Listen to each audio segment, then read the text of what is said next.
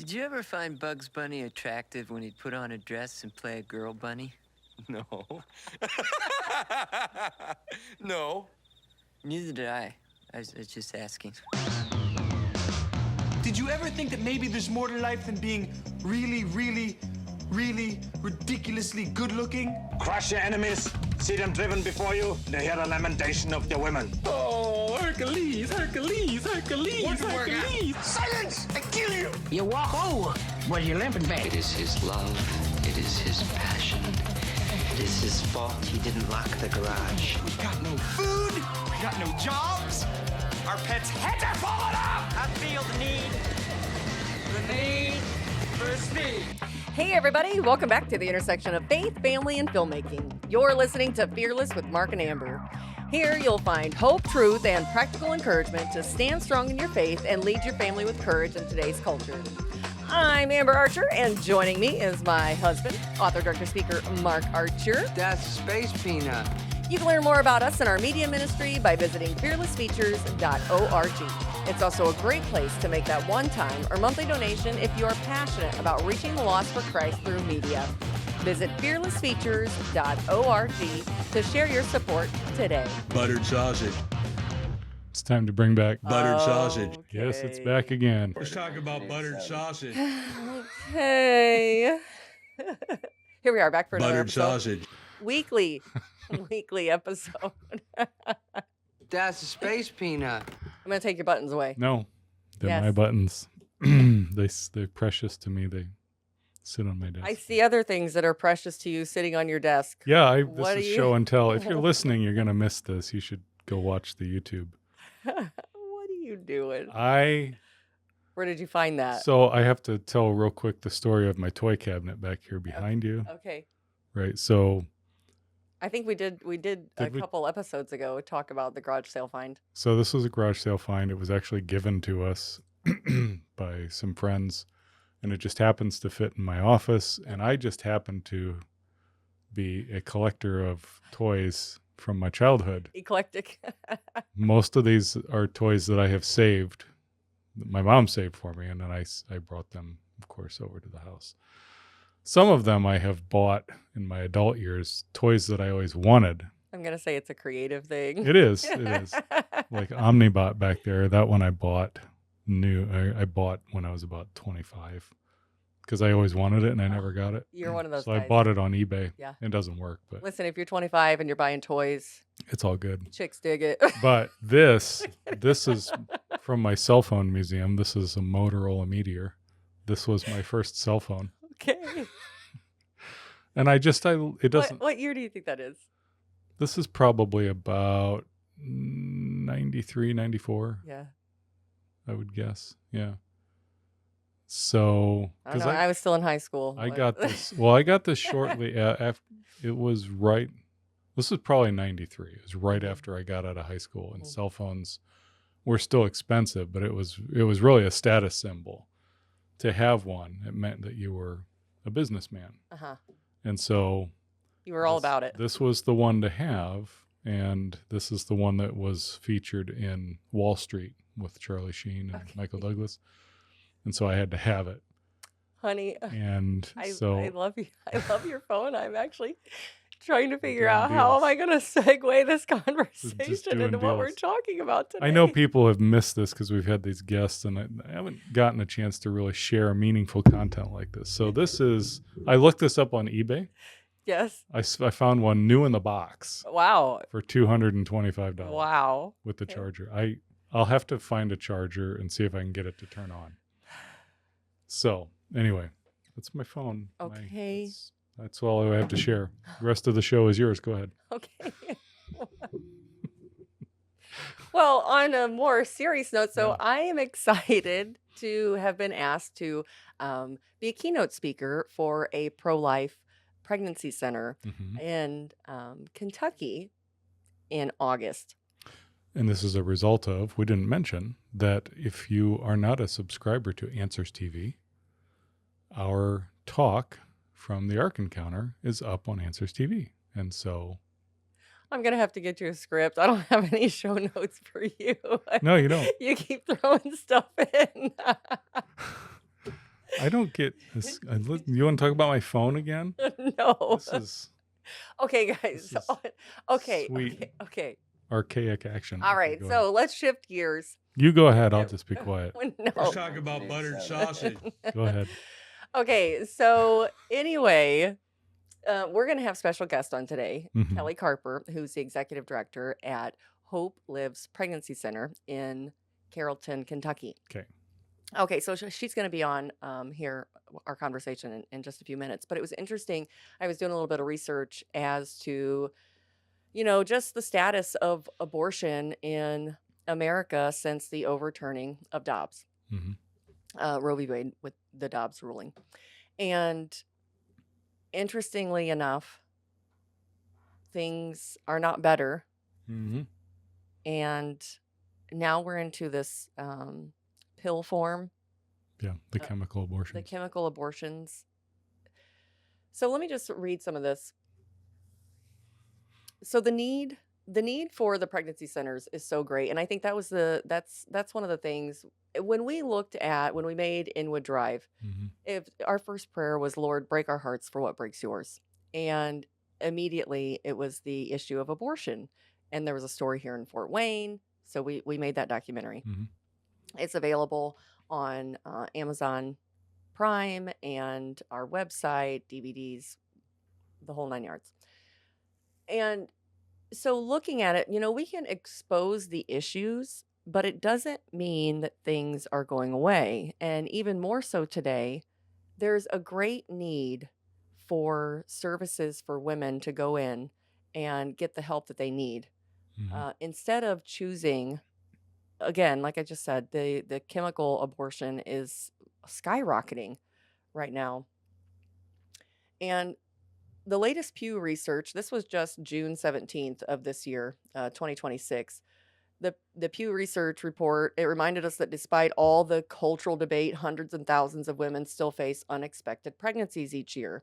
The CDC reported 613,383 abortions were reported in jurisdictions in 2022. And then they said nationwide, over 930,000. So no matter where someone stands politically, the numbers represent real women facing incredibly difficult decisions. Most women seeking abortions are in their 20s and 30s. Okay. 88% of them are unmarried based on this Pew research. And I'll leave the link in the show notes. You guys can go through it yourselves. I was just looking at, the statistics, because these aren't just statistics. These are real people with real lives who are being seriously impacted with these immediate decisions that they're making.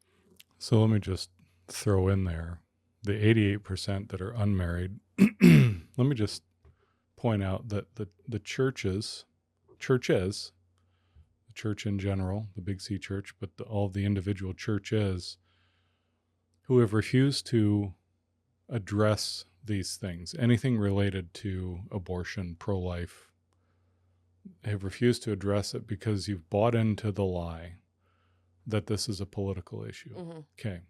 And we stopped talking about it. And yeah, we've stopped talking about it. We've seen this several times over. We were in a little church, when the Dobbs decision came out, and they said nothing about it, right? Well, I think that was a lot of people during that time really started, people who were in the church, the Big C church, like across the nation. There were several people sounding the alarm that why aren't we talking about this? Yeah, yeah. And what is it that I really want to point out? The staggering percentage of these that are unmarried, this is a failure of morality, because and we don't talk about this directly in our Ark Encounter talk, but we tell our story. And if you've listened to this podcast for a while, you've heard our story. And I get it, but it doesn't make it right. I understand the popular cultural trend with couples to say, oh, it's just a piece of paper. Mhm. I've made that argument. Okay. The reason I made that argument is because I had gone through a extremely short-lived marriage that was ungodly, and it just tears everything apart. And so when you come out of that, you go, why would I ever do that again? Mhm. So I get it from that perspective. It doesn't make it right.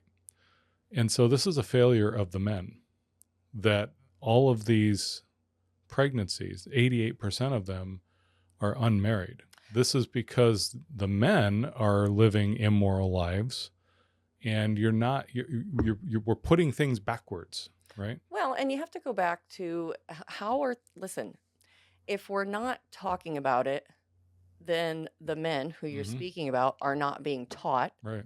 and so they don't know. Right. There are so many times we look at things and it's so easy for us to sit back and go, well, this is what the real problem is. Well, really, everything does come down to education. Mhm. And if you don't know, but it's not like,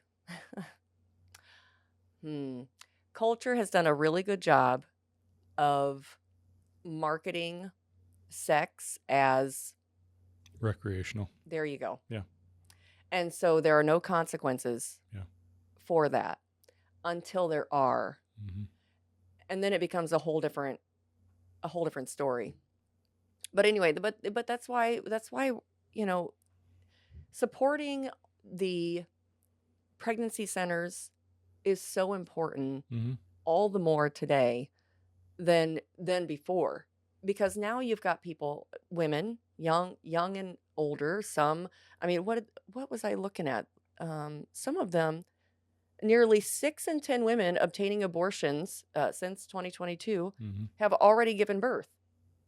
They already have kids. Yeah. Well, and what that points to is there's a fundamental misunderstanding there of the order of things, Mhm. right? That and so this was my point that I made in when we were doing Inwood Drive, and I wrote the companion book, and I Mhm. talked about the differing approaches Mhm. of the pro-life, the quote unquote standard pro-life organizations versus the what I call the abolitionists.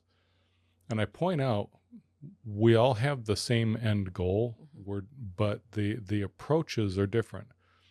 And the problem with the abolitionist approach is not that what they're saying is untrue. It's that what they're saying, the way they're saying it, is ineffective. Mhm. Yelling at them is not, where is your compassion? Mhm. It doesn't change the fact that this young woman, whoever it is young, alone, and scared, and Fear and uncertainty. she's looking for Mhm. some way out of this, and you're standing there screaming at her doesn't help it. Mhm. And so this is exactly to your point why the pregnancy centers are so fundamentally important, Yeah. because they need compassion. Well, You have to address the needs first. That's that was Christ's approach. hmm well, and that's what's so amazing after talking to Kelly and learning more about Hope Lives Pregnancy Center is just they're supporting and strengthening families. Mm-hmm. It's not just, listen, you're not going in just for an ultrasound. You're going in, you're getting education, you're getting help with needs like diapers, Mm-hmm. formula, clothing, just it is amazing just how much a little place can do, and yet nobody knows about it. Yeah. And it's so needed. So anyway, so let's get to our conversation with Kelly. Well, welcome back to Fearless with Mark and Amber. Before we jump into today's conversation, we just wanted to let everyone know that this episode was originally scheduled as a video interview, and we did everything we could to make that happen. But technology had other plans. So rather than let a poor internet connection distract from the incredible ministry, we decided to switch to a phone interview because honestly, the message is far more than the medium. So today we're introducing you to a ministry that is quietly changing the lives of Kentucky residents every single day. If you've ever wondered what a Christ-centered pregnancy center really looks like, or if you've assumed they're simply places that provide pregnancy tests, I think today's conversation may surprise you. Joining us is our friend Kelli Carper, Executive Director of Hope Lives Pregnancy Center in Owington, Kentucky.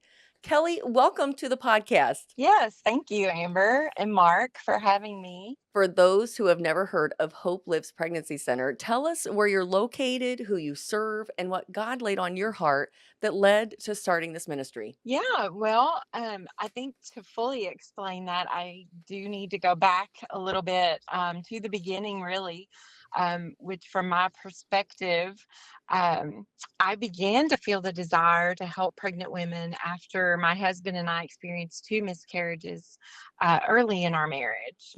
And I just remember thinking through my grief, if losing a baby when you wanted it so badly hurts this much, I can't imagine what women must go through to think that choosing abortion is their only option. So, in my mind, I couldn't imagine choosing to experience that grief that I was feeling.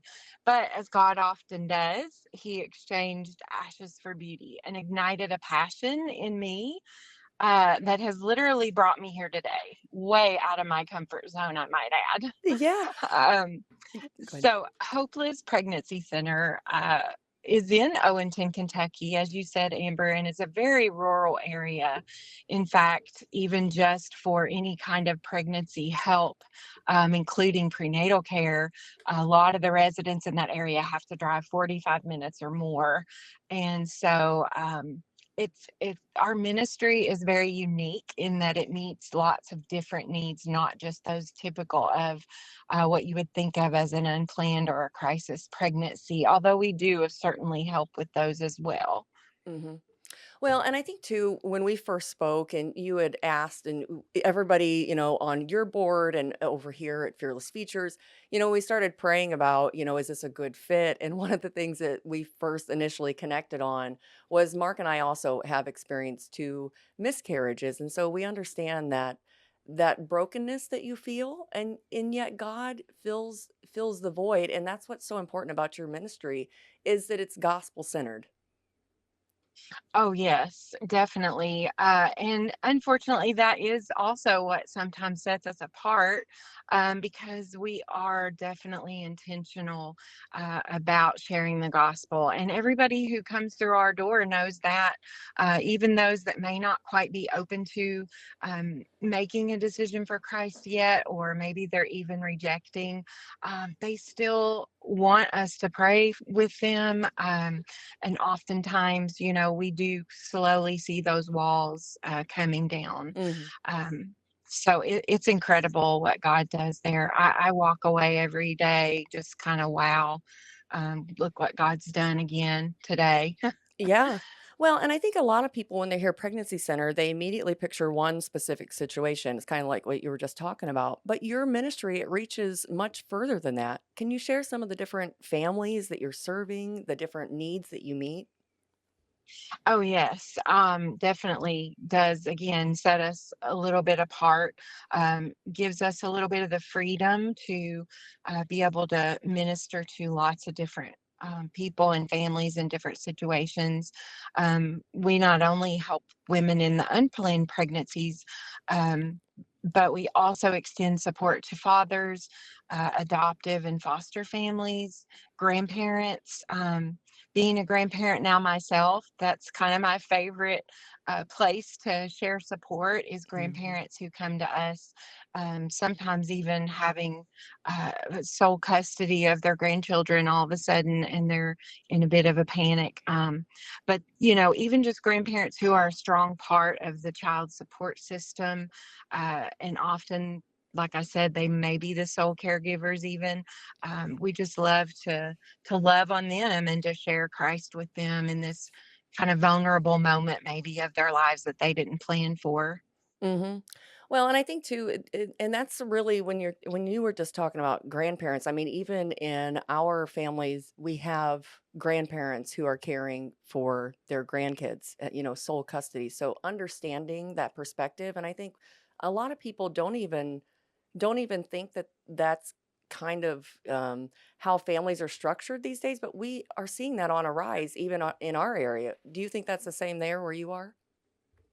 Yes, I do. Not being from Owenton, I do rely a lot on quite a few of the locals. We have several, of course, on our board of directors, and they're very knowledgeable about the area and the people.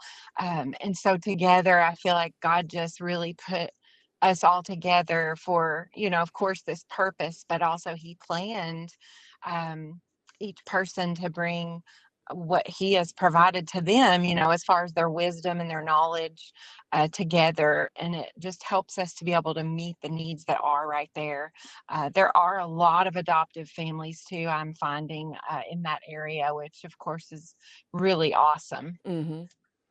And we can, a lot of times we can feel discouraged because we hear so much news today and it feels like darkness. It gets in all the headlines. Yet ministries like yours remind us that God is still working quietly. One family, one conversation, one life saved.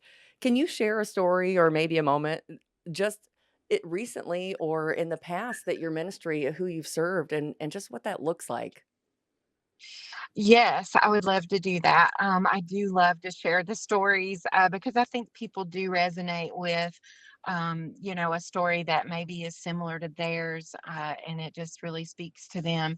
Hmm. The one that comes to mind right away, it really is one of our regular clients. We frequently see her. When she first came to us, she had been through a difficult birth of her first baby, and then she struggled with some postpartum depression, which can be a very scary time for women.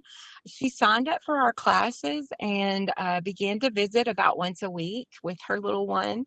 And she and her family since then have found a really strong church home that they love. And I just saw a huge spiritual growth in her over those next few months after she first found us. And she now has a passion for giving back and helping other women. And we often talk with her about just new ideas. She's full of some really great ideas.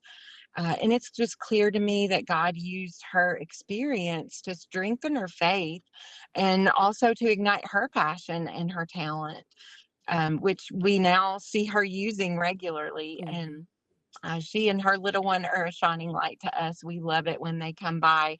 And I have no doubt that God will just continue to use her in mighty ways. So sometimes what we see may not be an immediate, transformation. Sometimes it is a Hmm. very slow, in fact, most of the time, it's just a slow God working, in their lives, in our lives.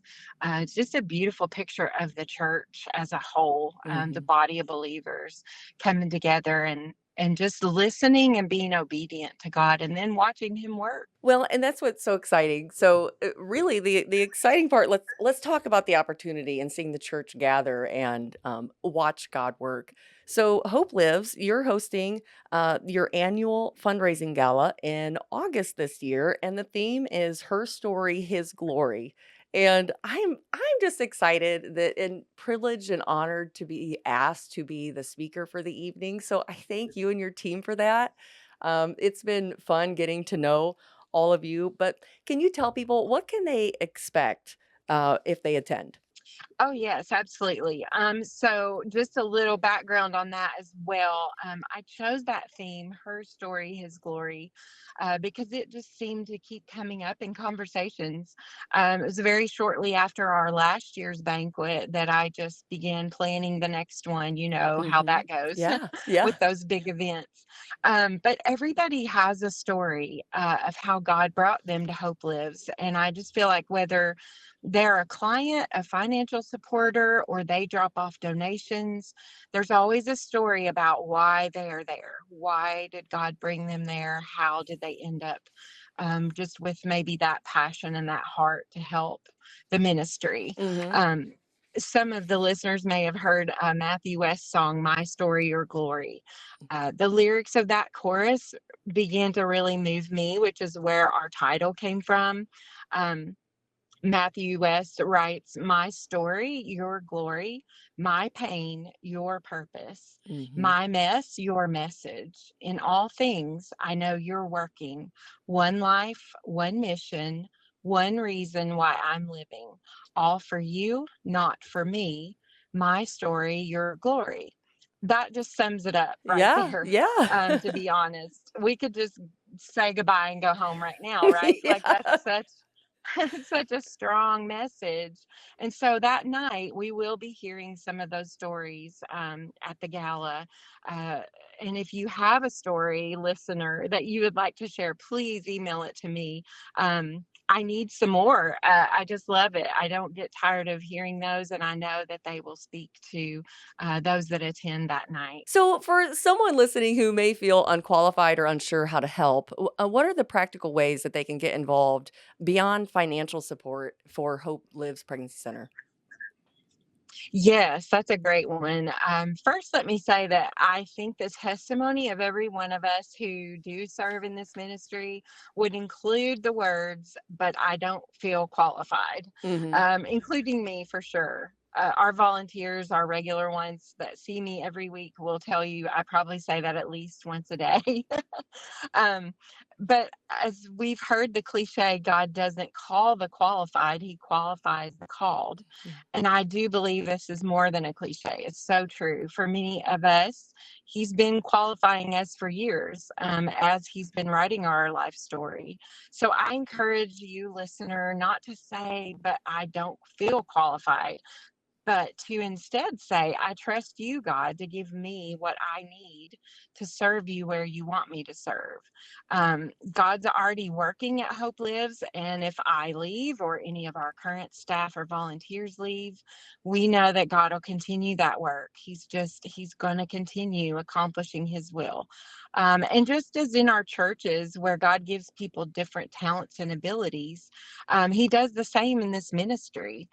We have people who are more face to face with clients, interacting with them on a daily basis, offering a listening ear, praying with them. But we also have people who like to stay in our basement and sort our donations, which is a huge undertaking that Yeah. requires so many hands. Yeah, it's an ongoing thing, which is awesome. Our basement is truly full of really great items that families do need for their kiddos. So if you are mission minded, which really translates into being flexible, we can find something here for you to do. Hmm. Well, and if you're listening and you're anywhere near Kentucky or even within driving distance, I just want to encourage you to come to the gala, his story or her story, his glory. That's Monday, August 17th at General Butler State Park Conference Center in Carrollton. Carrollton. Carrollton, Kentucky. I am so excited. We're gonna leave links in the show notes for people if you want to, sponsor a table, get your tickets. But pastors as well. I remember the last time we talked, pastors and their wives are invited to attend for free with advanced registration. Is that correct? Yes, yes, definitely. Ugh, that's amazing. And if you're unable to attend, if you're listening, you can still support Hope Lives by visiting hopelivespregnancycenter.com. You'll find, and if you are in the area, you can find opportunities to volunteer, receive their newsletter, schedule a tour of the center, donate needed items, or become a monthly partner. Um, because you also said that Hope Lives also partners with 7 Weeks Coffee, allowing supporters to help fund the ministry through their coffee purchases. Yes, yes, we do. 7 Weeks is an amazing organization, business that was started by a young husband and wife. They are now parents, actually. They just had their first baby recently. But they have really, to this date, they've given at least $6,000 through grants to our ministry. And we haven't even been open for 2 whole years yet. So that's amazing. Amazing. But yes, they can find the link on our website if they would like to order. Or if you're local and you just want to stop by the center, we'll brew you some and let you try it. That's amazing, Kelly. I think there's so much going on, and one of the greatest ways we can stand for life is by standing beside those who are doing the work every single day, and you are certainly doing that at Hope Lives Pregnancy Center. Kelly, is there anything else you want to leave people with before we go? I think I will just maybe direct people to 1 Corinthians 13. Love is patient, love is kind. It does not envy, it does not boast, it is not proud, it does not dishonor others, it is not self-seeking, it is not easily angered, it keeps no record of wrongs. Love does not delight in evil, but rejoices with the truth. It always protects, always trusts, always hopes, always perseveres. Love never fails. And so the truth of the gospel is, again, our number one at Hope Lives. We want our clients and our supporters to hear the gospel, see it lived out every time we come in contact with them. And so that's what I think I would like to leave everybody with. Well, that is amazing. Kelli, thank you so much for joining us on the podcast. And I can't wait to be with you in person in August.